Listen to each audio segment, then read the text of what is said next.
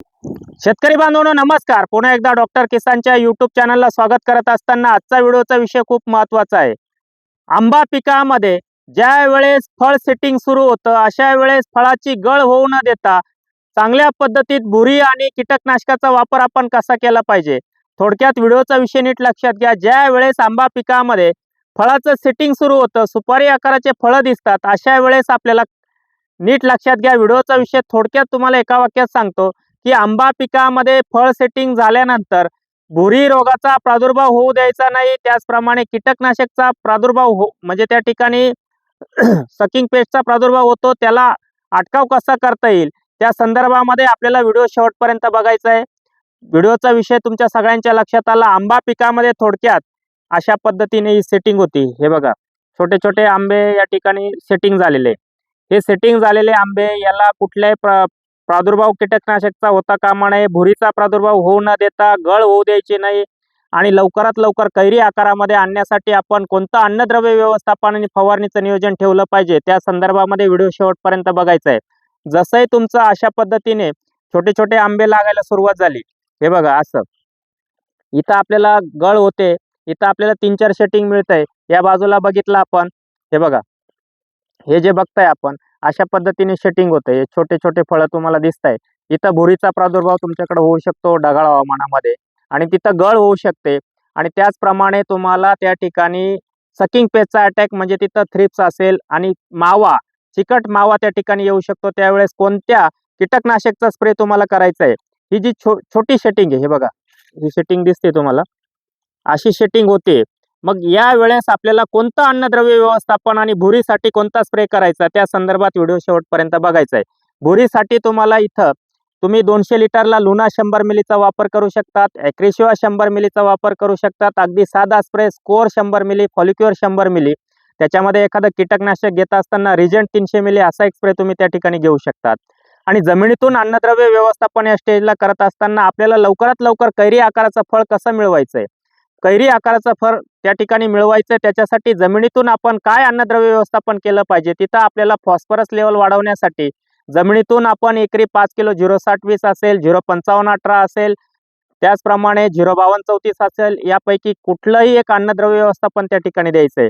आणि त्याच दरम्यान आपल्याला ढगाळ वातावरण आहे, अशा वेळेस आपल्याला कॅल्शियम आणि मॅग्नेशियमचं एकत्र पूर्तता करत असताना एकरी 5 लिटर मॅग्ना धनकीर्तीचं हे जर दिलं तर खूप चांगलं सेटिंग तुम्हाला त्या ठिकाणी मिळेल. अशा पद्धतीत चांगलं सेटिंग तुम्हाला मिळेल. हे बघा, हे जे बघताय असं सेटिंग तुम्हाला मिळवायचंय. हे सेटिंग होतंय. इथं कॅल्शियम मॅग्नेशियमची पूर्तता करायची. इथं एकरी 5 लिटर धनकीर्तीचं मॅग्ना तुम्हाला देऊन घ्यायचंय. जसंही सुपारीच्या आकारामध्ये फळ येईल, तुमचं सुपारीच्या आकारामध्ये फळ येईल, हे जे सेटिंग आहे याची गळ होऊ द्यायची नाही. हे जे सेटिंग दिसतंय तुम्हाला सगळ्यांना शेतकरी बांधवांना, हे सेटिंग छोटे छोटे आंबे लागलेले आहेत. इथं आपल्याला भुरी रोगाचा प्रादुर्भाव आणि त्या ठिकाणी सकिंग पेस्टचा अटॅक होऊ नये म्हणून एकत्र स्प्रे जर करायचा असेल तर अगदी सिंपल स्प्रे तुम्ही त्या ठिकाणी घेऊ शकतात. मिरॅविस ड्यू 100 मिली आणि सिमोडिस 200 मिली हा स्प्रे घेतल्यावर तुम्हाला पुढच्या 20-25 दिवस भुरी आणि कीटकनाशकचा स्प्रे घ्यायची गरज येणार नाही. तसे मी 2 स्प्रे तुम्हाला छोटे छोटे म्हणजे कमी खर्चामध्ये सांगितले, पण हा थोडासा खर्च वाढेल. हा स्प्रे केला तरी चालेल. आणि त्याच दरम्यान जमिनीतून तुम्हाला रूट झोन ऍक्टिव्ह ठेवायचा आहे. रूट झोन ऍक्टिव्ह ठेवून तुम्हाला त्या ठिकाणी फॉस्फरस आपल्याला चांगल्या पद्धतीत ऍक्टिव्ह कसा राहील आणि झाड आपलं फॉस्फरस कसा उचलेल त्याच्यासाठी एकरी 1 लिटर प्लॅटिनम आणि त्याच्यासोबत 5 किलो 0,60-20 असेल, 5 किलो 0,55-18 असेल. त्याचप्रमाणे दुसरी एक महत्वाची गोष्ट की 0,52-34 असेल. या तिघांपैकी एक ग्रेड घ्या. जिथं सेटिंग होत नाही, जिथं मधमाशांची संख्या कमी आहे, सेटिंगला अडचणी येत आहेत, तिथं 2 फवारण्या जर 2 दिवसाच्या अंतराने केल्या, त्यातली पहिली फवारणी घ्यायची 200 लिटरला ताक 5 लिटर, गूळ 3 ते 4 किलो, ताक 5 लिटर आणि त्याच्यासोबत दालचिनी पावडर 50 ग्रॅम आणि झिंक 100 ग्रॅम असा एक स्प्रे जर तुम्ही घेतला आणि 2 दिवस गॅप जाऊन आर्या 500 मिली, 0,52-34 1 किलो, बोरान 200 ग्रॅम आणि रोको 200 ग्रॅम, तर खूप चांगलं सेटिंग तुम्हाला मिळायला मदत होईल. जिथं सेटिंगला अडचण येते तिथं हा स्प्रे घ्यायचा आहे. जिथं अशी सेटिंग तुम्हाला चांगली दिसते, ही जी सेटिंग दिसते आता, हे बघा, ही सेटिंग तुम्हाला चांगली दिसते, इथं तुम्हाला काय करायचंय, इथं तुम्हाला त्या ठिकाणी गळ होते. जर गळ वाटत असेल, आता हे बघा माझ्या हातामध्ये असं किती ठोकलं तरी हे आंबे गळत नाही, तर गळ होत असेल जी व्हायची ती होऊन गेली. इथं भुरी रोगाचा प्रादुर्भाव जर आला तर देठ काळा पडतो. पुढे जाऊन आपल्याला चांगल्या पद्धतीचा आंबा आपल्या हातात मिळत नाही. म्हणून मिरॅवेज ड्यू 100 मिली आणि सिमोडिस 200 मिली असा एक स्प्रे 200 लिटरला चांगल्या पद्धतीत करून घ्या. दुसरी एक महत्वाची गोष्ट तुम्हाला मी सांगतो शेतकरी बांधवांनो.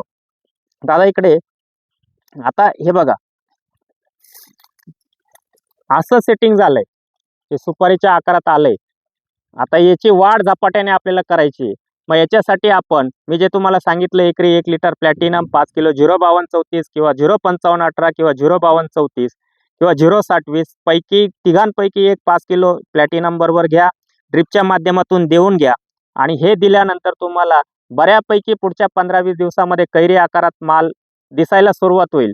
थोडक्यात लिंबू आकाराचे फळं तुम्हाला दिसतील. त्यावेळेस एक स्लरी तुम्हाला खूप महत्त्वाची द्यायची आहे की जेणेकरून पुढच्या 30 दिवसामध्ये कैरी आकारामध्ये जवळजवळ तुम्हाला लंबा गोलाकाराच्या मध्ये 55-60 mm त्या ठिकाणी आंबा त्या ठिकाणी दिसायला मदत होईल. आणि त्याच दरम्यान तुम्हाला सकिंग पेस्टचा अटॅक, लाल कोळी असेल, त्याचप्रमाणे थ्रिप्स असेल, याचा प्रादुर्भाव होऊ नये म्हणून एक चांगला स्प्रे तुम्ही मिरॅवेज ड्यू सिमोडिस दिला. 15-20 दिवसाने परत एकदा एक चांगला स्प्रे त्या ठिकाणी देत असताना कराटे 200 मिली, ॲक्ट्रा 100 ग्रॅम, 22 टिन 200 ग्रॅम असा एक स्प्रे तुम्ही त्या ठिकाणी देऊ शकतात.